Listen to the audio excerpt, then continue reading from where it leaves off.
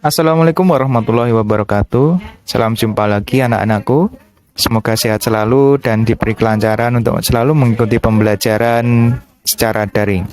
Oke, untuk biologi di bab pertama ini kita akan membahas tentang ruang lingkup biologi. Secara garis besar, untuk ruang lingkup biologi ada 3 submateri, yaitu yang pertama hakikat biologi sebagai ilmu sains, kemudian metode ilmiah, dan yang terakhir adalah prosedur keselamatan kerja di laboratorium. Untuk yang pertama tentang hakikat biologi sebagai ilmu sains, yang kita bahas nanti ada biologi sebagai ilmu, pengertian biologi itu seperti apa, kemudian objek kajian biologi, apa saja yang dipelajari oleh biologi, cabang-cabang ilmu biologi, dan peranan biologi bagi kehidupan. Oke, yang pertama akan kita bahas tentang apa sih itu biologi. Biologi sebagai ilmu pastinya memiliki kriteria-kriteria dan pengertian-pengertian tertentu. Yang pertama, biologi atau ilmu hayat merupakan bagian dari ilmu pengetahuan alam atau IPA yang sering disebut dengan sains. Untuk SMP, kalian mungkin sudah mengenal IPA. Antara lain ada fisika, kimia, maupun biologi. Dan biologi termasuk dalam IPA. Sains didefinisikan sebagai ilmu yang mempelajari tentang gejala-gejala alam. Pastinya biologi ini ada kaitannya dengan lingkungan sekitar kita. Kemudian gejala-gejala di alam dapat terjadi pada benda hidup, biotik, maupun benda tidak hidup atau abiotik. Biologi mempelajari gejala-gejala alam yang terjadi pada benda hidup. Ya, benda hidup seperti makhluk hidup ya. Ya, memang makhluk hidup, ya. Kemudian biologi berasal dari bahasa Yunani yaitu bios dan logos. Bios yang artinya hidup dan logos artinya ilmu. Lanjut.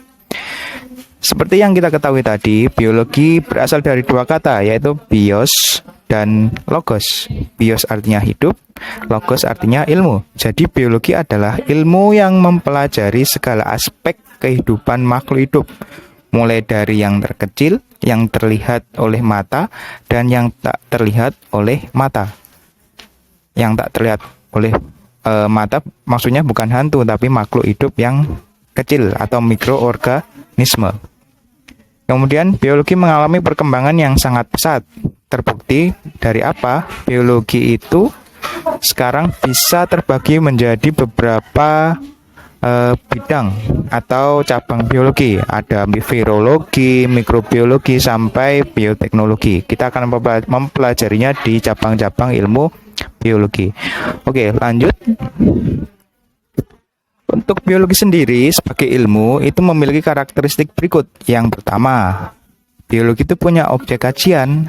Ya, betul, punya objek kajian yang berupa apa? Makhluk hidup dan lingkungan sekitar makhluk hidup tersebut. Jadi, objek kajiannya itu berupa makhluk hidup atau biotik dan lingkungan sekitar makhluk hidup yang bersifat abiotik atau mati. Kemudian yang kedua itu mempunyai mempunyai metode kajian berupa metode ilmiah. Jadi ilmu biologi itu tidak didapatkan ujuk-ujuk ya. Pasti untuk mendapatkan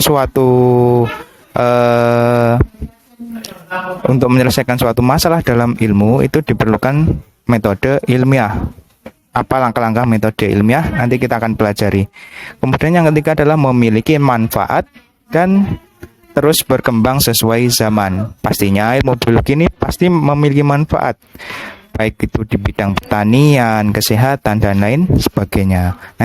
Nanti akan dipelajari lebih lanjut juga di manfaat ilmu biologi bagi kehidupan. Oke, biologi itu mempengaruhi kehidupan kita sehari-hari, mulai dari hubungan kita dengan lingkungan, makanan yang kita konsumsi, hingga penyakit yang dapat menyerang tubuh kita. Dengan demikian, dengan memahami biologi diharapkan kita dapat apa? Yang pertama, kita diharapkan bisa menjaga atau memahami diri kita dan kehidupan sekitar kita. Contohnya, memahami diri seperti apa?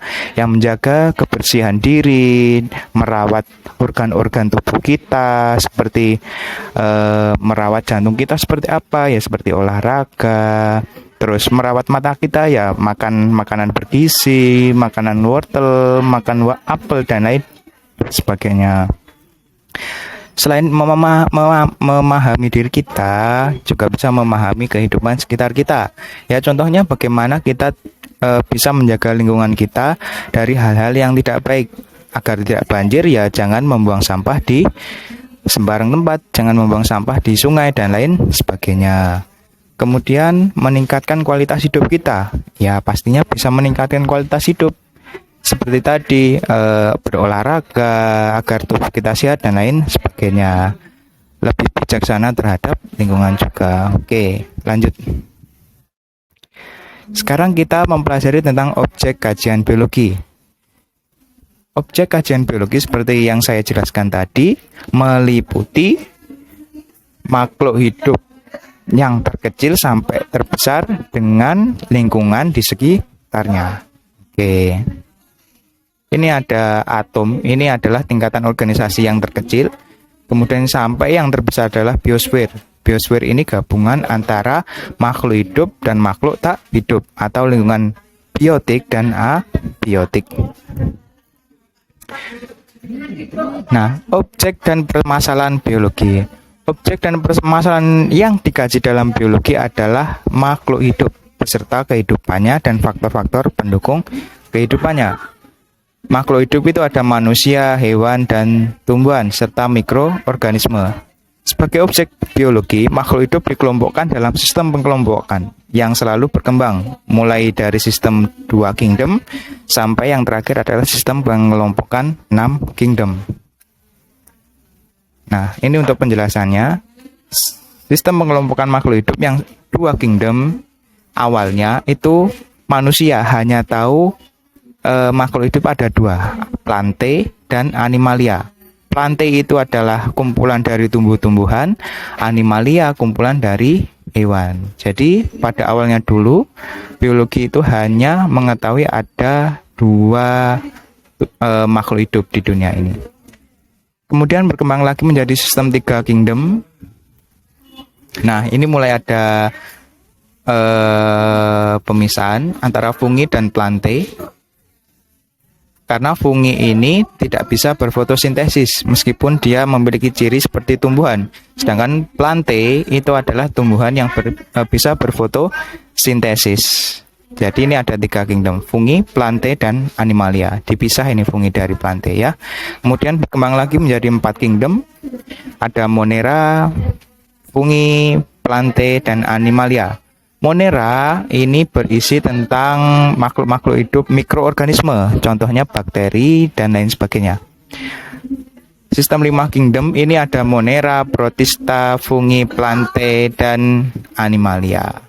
Ini protista ini dipisahkan dari monera, dipisahkan dari fungi, karena protista ini adalah makhluk hidup yang mirip-mirip. Kenapa mirip-mirip? Anggotanya ini ada yang mirip hewan karena dia memiliki ciri seperti hewan, ada juga yang mirip dengan tumbuhan, serta ada yang mirip dengan jamur atau fungi. Nah, ini lebih jelasnya nanti ada materi tersendiri.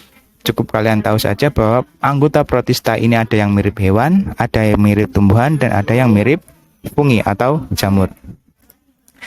Yang terakhir adalah sistem 6 kingdom. Nah, di sini monera ini sudah dipisah menjadi archaebacteria dan eubacteria. Archaebacteria itu adalah bakteri purba. Jadi bakteri ini bisa hidup di lingkungan yang sangat ekstrim, misalkan di Gunung Merapi seperti itu ya, di tempat-tempat yang sangat ekstrim suhunya. Sedangkan eubacteria ini adalah bakteri yang hidup di lingkungan yang normal. Seperti itu. Jadi objek kajian biologi tadi mulai dari yang terkecil seperti bakteri ini, makhluk hidup, sampai yang paling besar, animalia contohnya. Kita lanjut. Oke, organisasi kehidupan. Dalam ruang lingkup biologi organisme, makhluk hidup yang dipelajari terdiri atas berbagai tingkatan, mulai dari tingkat terendah yaitu molekul sampai tingkat yang paling kompleks yaitu bioma. Jadi organisasi kehidupan ini ada yang terendah itu molekul, nanti sampai bioma. Kita bahas satu persatu. Oke, yang pertama adalah organisasi kehidupan tingkat molekul. Tingkat molekul ini merupakan atom-atom yang berikatan membentuk molekul. Struktur dan fungsi molekul menyusun komponen-komponen pembentuk sel. Jadi sel itu dibentuk oleh molekul-molekul ini sehingga menjadi satu kesatuan dan menjadilah sel. Contoh molekul-molekul protein, fosfolipid, kolesterol, karbohidrat, air, dan ion-ion lain yang merupakan komponen penyusul membran sel. Seperti DNA kita atau materi genetik kita itu juga termasuk tingkat molekul karena itu adalah salah satu penyusun sel. Oke, nah tingkat yang kedua adalah tingkat sel. Setiap makhluk hidup itu tersusun atas sel. Ingat, sel tadi disusun oleh molekul-molekul. Makhluk hidup yang tersusun atas satu sel itu disebut makhluk hidup uniseluler, sedangkan makhluk hidup yang tersusun atas banyak sel disebut makhluk hidup multiseluler. Uni satu, multi itu banyak. Kalau uniseluler berarti makhluk hidup bersel satu.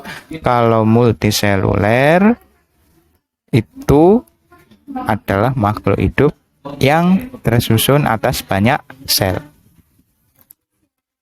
Jadi sel ini merupakan unit struktural dan fungsional terkecil dari makhluk hidup, di mana sel itu punya struktur, punya bagian-bagian, ada inti sel, ada retikulum endoplasma, ada yang namanya badan Golgi, ada mitokondria, ada apalagi ya, membran sel dan lain sebagainya, di mana setiap bagian-bagiannya itu berfungsi, punya fungsi masing-masing. Misalkan mitokondria ini untuk menghasilkan energi, sehingga sel ini menunjang suatu kehidupan.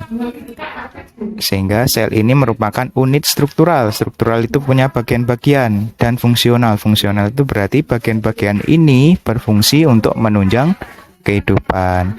Ilmu biologi yang mempelajari sel disebut sitologi. Oke, dari situ semoga paham.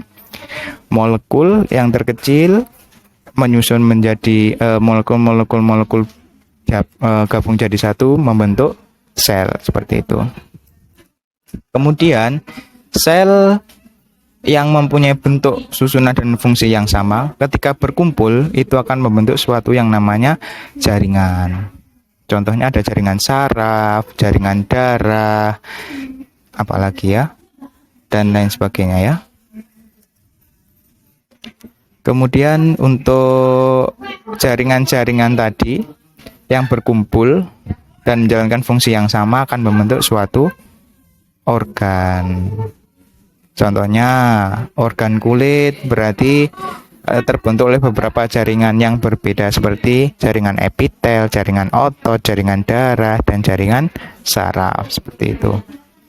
Kemudian organisasi tingkat individu. Oh, ini ada yang kelewatan sebenarnya ya. Kalau organ-organ ini bergabung menjadi satu, seharusnya membentuk yang namanya sistem organ. Contohnya hidung, paru-paru, tenggorokan itu jika bergabung menjadi satu akan membentuk yang namanya sistem organ pernafasan. Jadi sebelum berbentuk tingkat individu itu ada tingkat yang namanya sistem organ. Saya ulangi, tingkat yang terendah molekul bergabung menjadi sel yang memiliki fungsi yang sama, memiliki susunan yang sama, itu akan membentuk jaringan.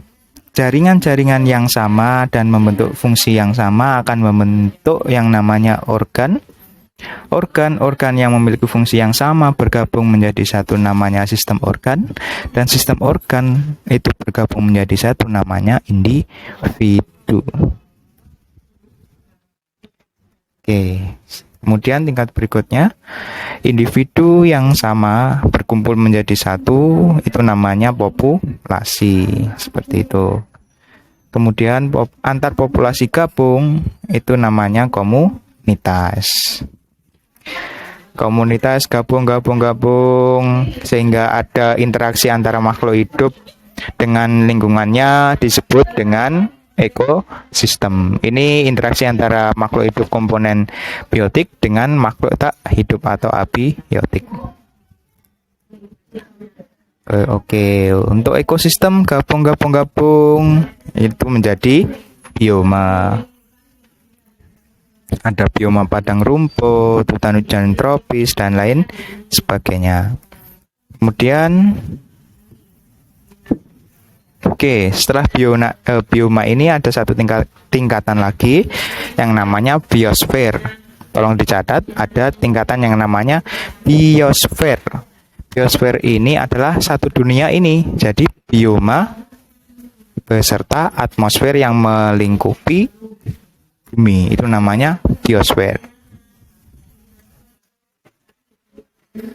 Yang ketiga kita pelajari tentang cabang-cabang ilmu biologi. Ya, ini bisa dibaca sendiri berdasarkan tingkat organisasi kehidupan. Ini ada yang namanya biologi molekuler. Berarti kajiannya ini melingkupi bagian-bagian atau makhluk hidup tingkat molekuler. Kemudian genetika, berarti ini cara pewarisan sifat pada makhluk hidup yang dipelajarinya ya. Ini tingkat molekuler. Ini genetik atau gen atau DNA. Sitologi ini tentang sel. Berarti sitologi adalah cabang ilmu biologi yang mempelajari tentang susunan dan fungsi-fungsi bagian sel. Ada virologi. Virologi ini berarti bidang kajiannya berupa virus, cabang ilmu biologi yang mempelajari tentang virus. Berarti seperti virus corona itu harus paham virologi. Agar apa? Agar bisa misalkan menghasilkan vaksin dan lain sebagainya. Harus paham ilmu tentang virus. Nah, ini bisa dibaca lagi untuk yang lainnya. Kemudian peran biologi bagi kehidupan. Ada banyak ya. Untuk yang pertanian, yang contohnya buah-buahan tanpa biji, ini melalui rekayasa genetika juga. Kemudian kultur jaringan tumbuhan. Kultur jaringan tumbuhan itu ini tumbuhannya bisa tumbuh dari bagian-bagian tertentu dari tumbuhan. Misalkan menanam bagian daunnya saja, nanti akan bisa tumbuh menjadi tumbuhan yang baru. Kemudian dalam peternakan itu ada inseminasi buatan, kawin suntik itu ya. Ada dalam kedokteran, ini dalam pembentukan vaksin dan lain sebagainya. Kemudian lingkungan, ini fungsinya untuk mengatasi pencemaran akibat ulah manusia. Seperti itu. Semoga bermanfaat. Sampai jumpa lagi di lain kesempatan di pertemuan berikutnya, insya Allah. Saya tutup. Wassalamualaikum warahmatullahi wabarakatuh.